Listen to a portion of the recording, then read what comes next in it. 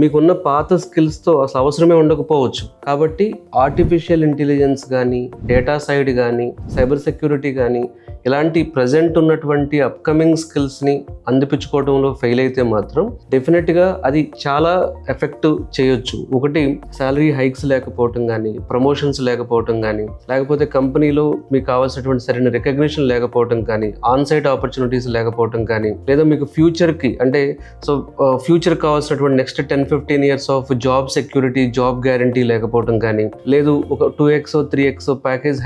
high చేసుకోలేకపోవటం కానీ, even అంటే మీరు ఎప్పుడైతే కొత్త స్కిల్స్లోకి అప్గ్రేడ్ అవుతారో మీకు కొత్త థాట్స్ వచ్చి యూ కెన్ బికమ్ ఏ